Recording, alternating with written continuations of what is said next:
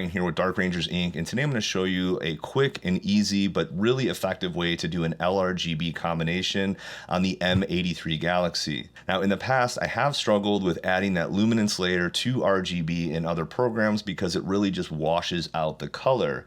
Now you can of course add a bunch of saturation, but then often it doesn't look good. With APP, they have a unique channel combination process where you can combine up to 9 different channels. So if you want to do something like an HA LRGB or even an HAO3 LRGB or any different combination you can think of. And not only that, for the popular ones, it even has different presets. So if you're using SHO and you find that sometimes it comes out overly green or in a palette that you don't like, there's 4 different presets that allow you to choose different blends of the channel that often can get you to a much more pleasing look in a really short amount of time.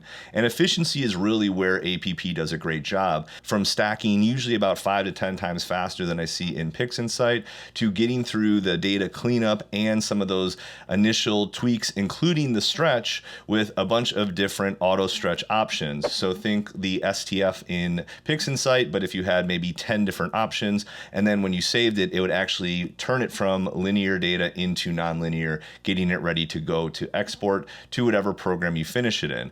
I do finish in Photoshop, but you can get to a place where you have a really solid image in a short amount of time just in APP by itself.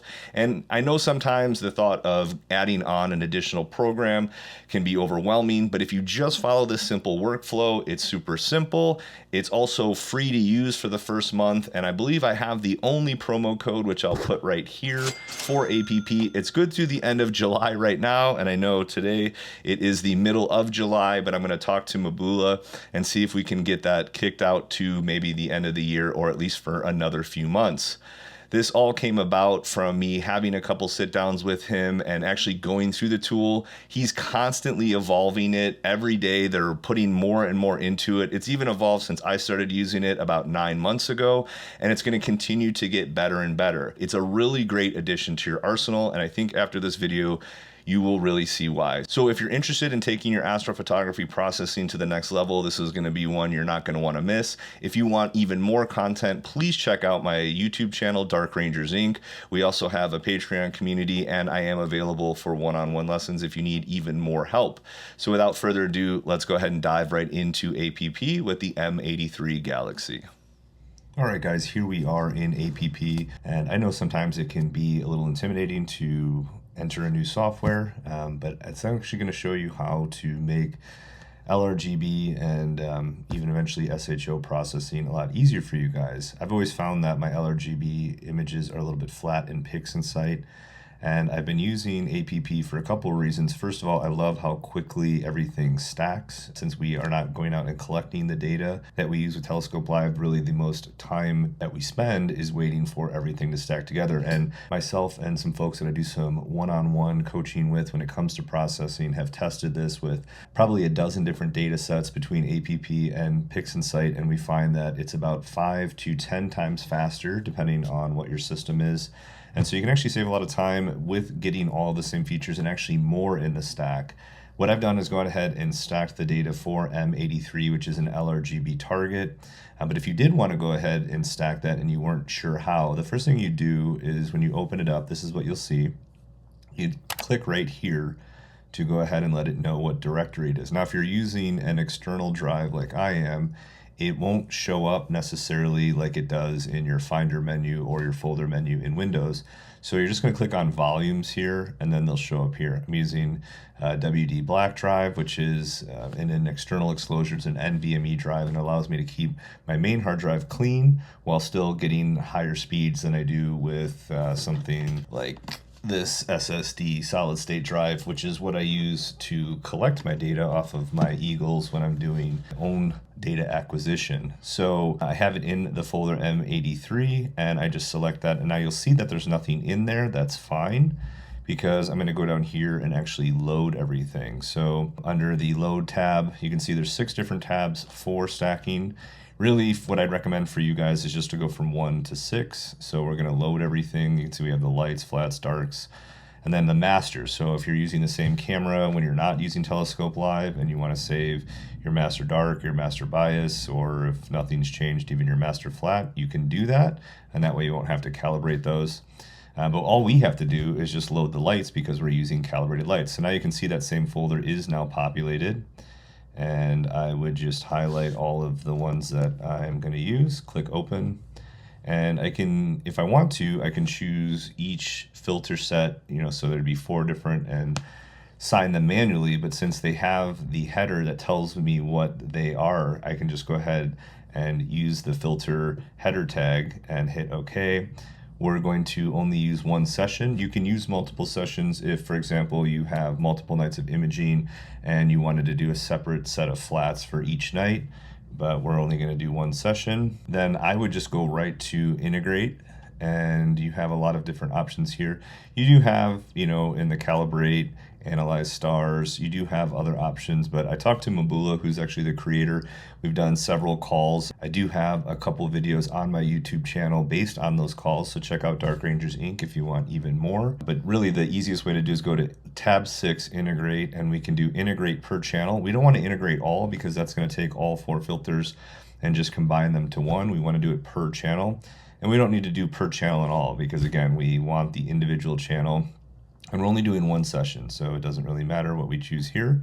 Now, one thing that you can choose that isn't a default is if you want to, even though it is Telescope Live, there usually are a couple frames that maybe are less than ideal.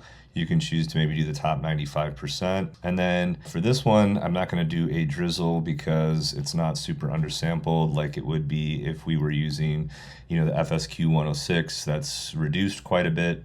I think it's around 380 millimeters, just going off memory, and with a 3.7 micron pixel and the 600M that Telescope Live uses, you are undersampled, so you could do something like a 2x or even a custom drizzle, whatever you wanted. So I'm just going to leave it at a 1:1, and then all you do is hit integrate. Now I've already done that, so I'm going to go back to load, and I'm going to select all and clean it, so now we don't have any in there. But what we would do then is we'd go to that save folder and we'd go to tools. So tools over here, and then we're going to do combine RGB. Now, one other thing that's really challenging other than just LRGB sometimes are things like HA, LRGB, HARGB, things like that. So, or using maybe an HA as a luminance layer with an SHO. You can do all of that in here. So I'm going to call this M83, hit OK. And now you can see under the formula options, there are not only different formulas for different styles, but there's even different options. So we have LRGB1, LRGB2, LRGB3, the same with SHO. SHO 1 through 4 is really nice because a lot of times you get a really green dominant hydrogen alpha image. This blends those channels so it's not 100% green, 100% red, and 100% blue. It kind of blends it and it gives you a really pleasing object. One that I did recently here, can go, one of the final objects was this guy, the Statue of Liberty Nebula. As you can see, it came out very green in SHO1, but I was able to kind of work with it. And this was after I finished in Photoshop. What I took into Photoshop was this. And then I do have some presets that I'm actually working on to make editing quite a bit quicker. So maybe that'll be for another episode. So for this one, we'll go back to the main target. That's where we're going to get to. Going up to here, we're going to choose the LRGB1. I'm going to add the different channels. So we have our luminance, and it did recognize it. It doesn't always recognize it, but a lot of times it will. We're going to add our red, and it does recognize it as red. We are going to add blue, and then we're going to add our green, and it recognizes it as green. Okay, so now you can see down here we've got all the channels. You can see luminance, the L is 100%, 0 in RG or B. The red is 100% red, 0 in GB or luminance. The blue is 0 red, 0 green, 100 blue, and so on. If we go to LRGB2, new formula, you can see that now it blends it. So red is now 100 red, 20 green, 10 blue. Well, that obviously adds up to 130. So when you break it down into the ratio for 100%, it ends up being 77%, 14%, and 8. And it does that throughout the other colors. We're just going to stick with LRGB1, new formula, and then just hit calculate. So this is often what you get in PixInsight, basically something that almost looks like it's monochrome. Now, we're not going to go in depth over here yet, but one thing you can do, for some reason, saturation is turned off by default. If I turn that on, it is now going to let me adjust the saturation. As you can see, we do get a really beautiful color set here with blues and purples, magentas, reds, and an orange core. The one other thing that I will do over here before we finish up cleaning up the image, because I like to clean up the image before I do all of those final tweaks and adjustments, is I will change the stretch. Now, this is the different stretches that it's preset. You don't have to manually stretch the image here. It's like an STF in PixInsight, only this one will actually give you a permanent stretch. And instead of having one option, which I think an STF is often overstretched, which I would say this is, you can change the background percentage from 15% down to 10. So we can do this, and we get a much better stretch for this particular image. Now, of course, you can fine-tune the stretch with the sliders, but again, we will dive into that a little bit later. If you do something and you don't like what happened, you can always just reselect it again. And the sigma is going to determine the shape of the histogram curve. So if we go to 3, we're at 5 now, you'll see the difference. So 3 is going to be a little bit more spread out, and 5 is going to be a little sharper. The 2.5 base, you can see this very subtle gap here. It's basically bumping it 2.5% off of the left-hand side, which is the dark side of the histogram. So a 10% background is obviously going to be darker than a 20%, which is going to be super blown out for this image. With SHO, I find that 15, 3 sigma, 2.5 is usually pretty good. LRGB tends to be brighter because there's not nearly as much filtration. We'll go with base 0. We can add a little bit more contrast later on. All right, so we can go ahead now and save that. It's going to save it as a 32-bit. Yes, I'm going to overwrite it. I've already obviously done this as a quick practice. And then we're going to go ahead and either cancel or close out of here. So now you'll say, what happened to my image? Well, it saved it down here. So now I'm going to open it. And at first it might seem kind of annoying that you have to do this, but it is really nice if you get lost along the way to have the different layers saved. Photoshop works in layers, and this is kind of the same. So what we'll do first is work on the left-hand side, then we'll go to the right. The left-hand side is going to help us kind of clean it up and prep it for all of these final adjustments. So the first thing we obviously want to do is crop it. I'm not going to worry too much about this because I'll probably do one more fine-tune crop before I'm finished. We've got a lot of room, so I'm going to crop in a little bit on it and hit crop. And again, it's going to save it. So we will select, and it labels it, so it says crop fits. So now we know that that one's cropped. Now the next thing you can do is either calibrate background or remove light pollution. We also want to click neutralize background. That's going to help us a little bit as well. So we'll do remove light pollution, hit yes. And similar to other programs, we're just going to show it kind of what the background is. I'm going to zoom out, make sure we kind of sample everything. We want to avoid the super huge stars and of course the nebula. We're just looking for the background to help remove that light pollution. It says 5, I think we did 8, minimum's 5.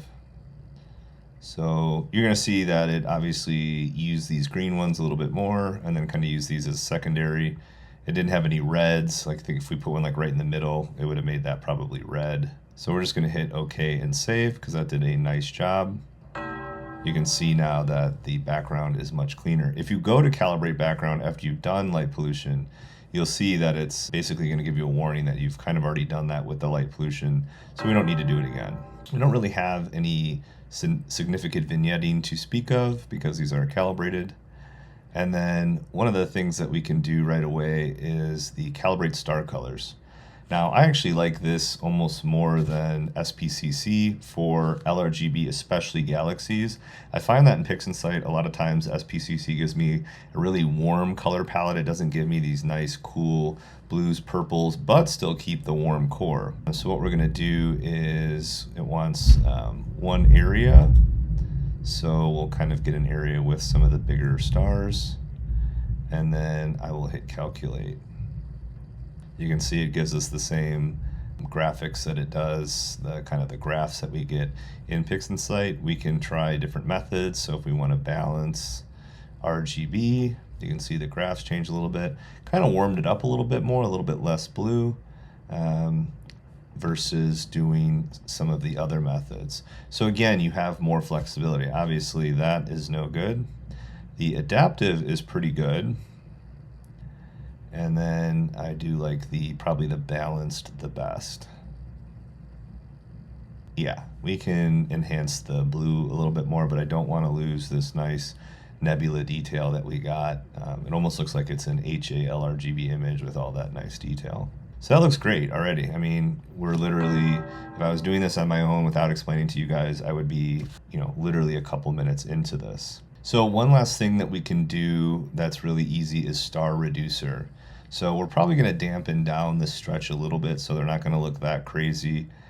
One thing that I will do though is drop the star size, and just so you guys know, in all of these the slider is always on top of what you're trying. So like ST is stretch, it's the slider above, not below. Saturation, the one above. Here we go, we want star size 100%. Let's drop that down to 80%. And then what's really nice is you can even drop the peak intensity. So if you don't want it to be 100%, maybe that's too bright, I can drop that down to like 90. I don't like going too low because then it looks artificial. So let's go ahead and calculate that. And it's going to be pretty subtle, which I like. Even 80%, which is a 20% reduction, you're going to see it is fairly subtle. Okay, there we go. So we can show the before and the after. It's mostly the smaller stars that are affected. So show reduced. You can see it's a lot of the smaller stars. I might go even just a hair more than that. I'm going to go down to, keep it at 90. Let's try 70%. See how that looks. There we go. So again, original and then after. Does a nice job. Still leaves these really nice big stars. And again, we'll probably drop the highlights down a little bit and kind of tame those stars a little bit anyway. And we'll just go ahead and save that. And of course, we've got our new layer. All right, now we could do selective color. I, in full transparency, do always finish all my images in Photoshop, and I like selective color in there better. I think they were kind of the creators of it. But really quickly, if you don't have Photoshop, this is a great way to enhance the colors.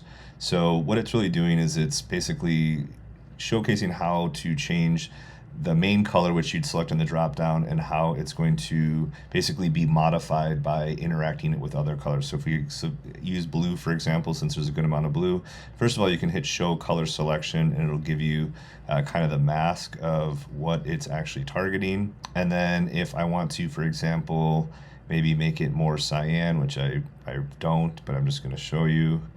I'm going to go to 50 just to kind of exaggerate it. You don't usually want to do changes that are that big, but you can see now we have much more of a teal. We can go to show original. I love how everything has kind of a show original, so you can quickly go back and forth. But I wouldn't mind just a little bit of the cyan. So maybe we'll go to like 15, which you probably barely see. If we wanted to kind of warm it up and make it more towards like a purplish blue, we could add some magenta, which I don't want to. And then we have the blue-yellow slider, which I can take towards blue. And this is going to give us a very small change, but it should be probably a little bit noticeable. So there's the after, there's the original. I'm a big believer in small subtle changes. So what it really does is it kind of prioritizes the magenta. So if we calculate, you'll see there's a little bit more pop in the blue. And again, it's subtle, but if we wanted to crank it up, we could. And then maybe we want to see if we can bump up the yellow a little bit, maybe warm it up with a little red, and see if that does anything to the core to kind of help warm that up a little bit. Okay, so that's fine. Again, I'm going to do mine in Photoshop, but you can play around in there.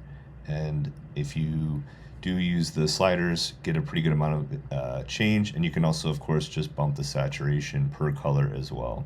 So depending on what you want to do, that can be really helpful. I'm going to bump the saturation of the yellow a little bit as well. Okay, so now I'm going to save that. Now we can go ahead and go over to really fine tuning all of our sliders. So things like the stretch, the contrast, the saturation threshold, which controls at what level of luminance do we add color, so that way we can keep it out of the background. So I have a 10% stretch, I can have the threshold at 15, and then basically I know any saturation that I add is really not going to go to the background. So if you do have color gradients in the background, this will not make it any worse, which is really nice.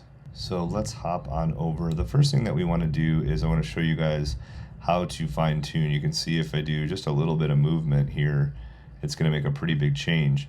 You can see we have a 1 on the left and a 3 on the right. We can actually bump that ratio up to 3 and 4. And you'll see when we go here, it's from 0 to 0.062. If we go to 3 to 4, it's now from 004 to 004. Basically, it's a very small amount of change. Again, if we don't like what we did, we can always just reselect the auto stretch that we had. And let's just give it a little bit more contrast, maybe not that much. We're just kind of fine tuning the stretch a little bit here. And the nice thing is you can actually click on this question mark and it tells you what every single slider is, all the differences. So it makes it really easy. If you have any questions about one of these you'll notice I'm kind of skipping over the black point and white point and the gamma. I'd really recommend, some of these are really sensitive and you don't want to kind of mess with it, because now if I try to go back and find, exactly where I was, it's kind of challenging. So I just leave the black point and white point alone, and I work with it more down here below the stretch, and I find that these are a lot easier to fine tune. So let's get our stretch good. We have our background, which I don't want to make any brighter, so we're going to leave that all the way to the left. If anything, I would go darker. And then this is HL for highlights. You can see we have 0 to 250. 250 is obviously going to probably overdo it, and now it looks really flat, but I do want to, let's try like 30, which would be about a 10%, and I think that that looks really pretty good without making it too flat. So again, if we go back to 0, kind of bright, let's try 25. And then we have saturation, so we were at 0.15, we can try 0.17. And again, I'm going to fine tune and tweak that more in Photoshop, but if you only were working in here, you can absolutely do that. Saturation threshold we've already set to 0.15 just to keep the saturation out of the background. You can see if we go to 0, you can see a little bit of color sneak in, but like let's say if we just crank it, which obviously you never do, but you can see now all this magenta that's showing up in the background. If we bump that saturation threshold up to, let's go to like 0.25, you see how now it's not affecting the background at all. Very cool tool. This is a lot of stuff that you don't see in some of the other programs, which is really helpful. So it's going to allow you to keep your background nice and clean if you want to do that. So let's go, I think 18 looks pretty good. CON, contrast, no surprise there. This one's pretty subtle, so it's 0.001. I find that 0.05, so not 005, but 0.05 is usually a good starting place. Let's try like 4.5%. You can see that's pretty good. Let's try 5.2. Let's try 8%, 0.08. I think that looks good. And now that we've added some contrast, I might actually drop the highlights a little bit more. When you add contrast, you're of course bringing the highlights up and the darks down. So you might need to offset that by dropping the highlights a little bit more. And then one of the final things is going to be the sharpness. So even though telescope live data is good, this is a tiny object shot at a really high focal length. So it's going to be a little bit soft. Now we have blur exterminator, of course, in PixInsight. The sharpening here is really good. You can see it goes from 0 to 50. You just want to be really subtle with it. I find that usually only around like 3 to 4% works really good. Look at how kind of soft that is. See all those details that just came alive. So if we go back to 0, very soft, especially in the core. Then let's try 3.5. And boom, beautiful. All the structures come alive. Let's try like 4. The reason you would use sharpening last is because it is the most labor intensive to your processing. You can see it's happening pretty fast. If I did a big change, like go to 18, see how now it's taken maybe 10 seconds. I'm on an M2 Max laptops, so it does work pretty quickly for me. This is actually fairly well optimized for Mac, so if you're using Mac or PC, you should be good to go. And then we also have the protect feature. Now, oftentimes you guys know when you do sharpening, you get weird effects on the stars. And so that's where it's really good to have this protect option here. Because you can see if we go all the way down to 0, we get these weird artifacts around the outside. So we just need to kind of keep going to the right. It's basically the number of pixels. So at 1.5, that does a pretty nice job. So if we want to, we can try to bump the sharpening up a little more. Yeah, I think that's good. I really just want to get this core milky detail in the middle here without going too crazy. Yeah, maybe like 5 with our protect around 2 pixels. Okay. From that point, I would probably bring it into Photoshop. And if you're like, well, Ryan, I don't know Photoshop, or how do I do Photoshop? The first video that I did for Telescope Live is almost an hour long. I also have it available for sale off of Telescope Live, but since you are, you know, a higher level Telescope Live member, you do obviously get it for free.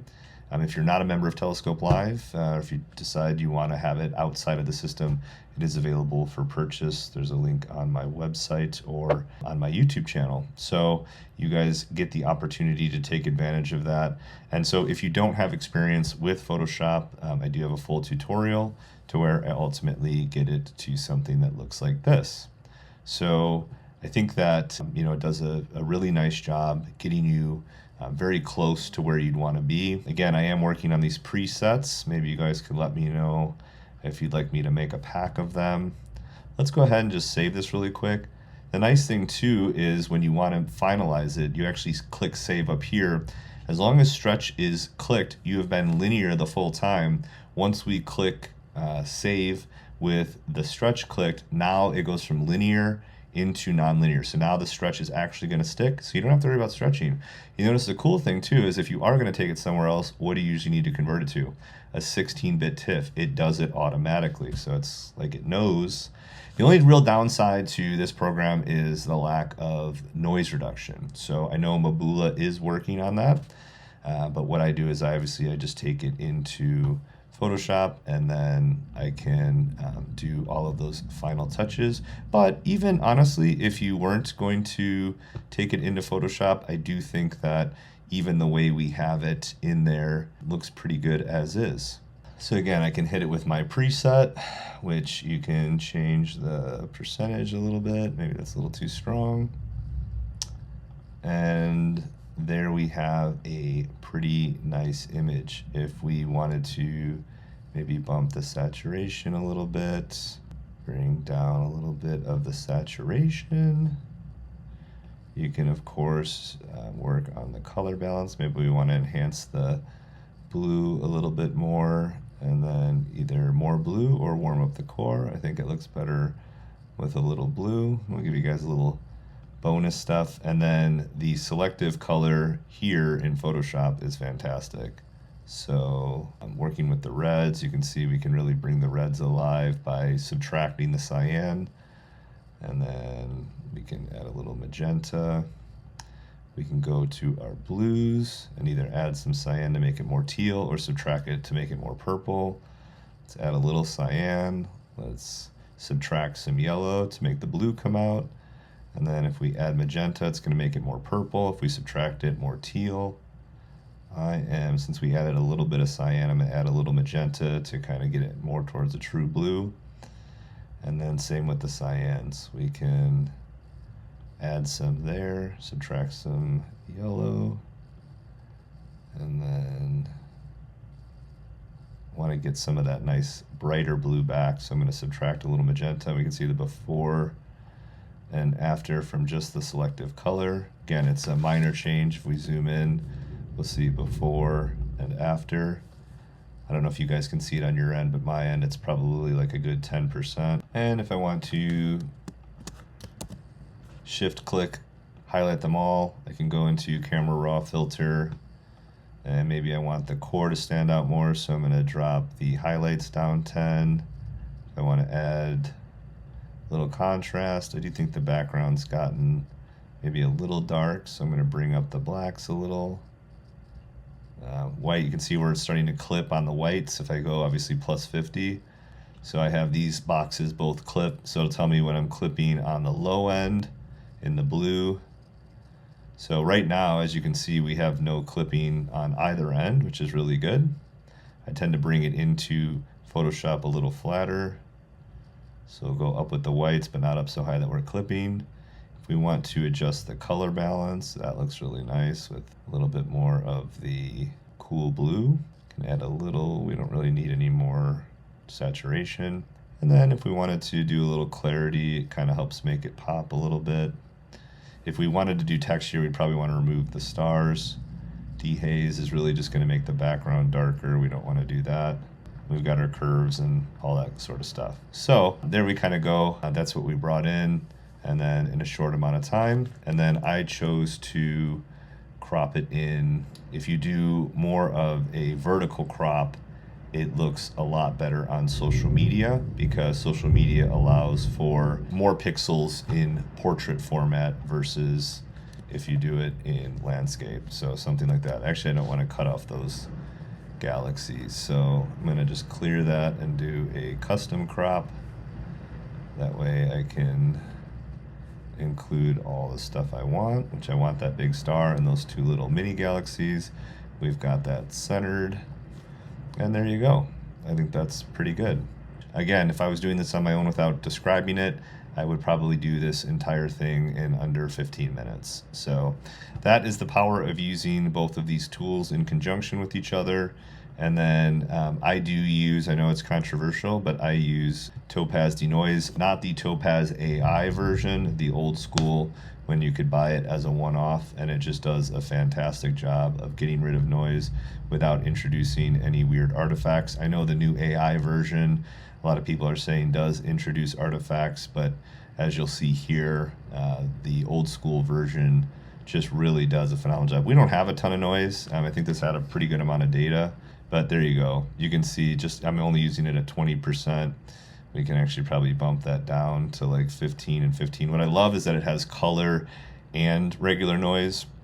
That's where I think Noise Exterminator falls short. It's great for monochrome images, but I find that it doesn't handle the color noise as well. So we'll just go ahead and apply that. And so I'd call that a finished image. If you guys do want something else, let me know. I've now covered Photoshop and kind of my start to finish in APP. Let me know what you guys want to see next, and I'll be happy to create my third episode here for Telescope Live. Please check out my YouTube channel, Dark Rangers Inc. And we have a great Patreon group that's in the form of a private Facebook community. It's very active. You can go there and get all the help that you need. And I'm available for one-on-one coaching, not only for processing, but for gear consultations. Guys, until the next one, hope this is helpful. As always, clear skies.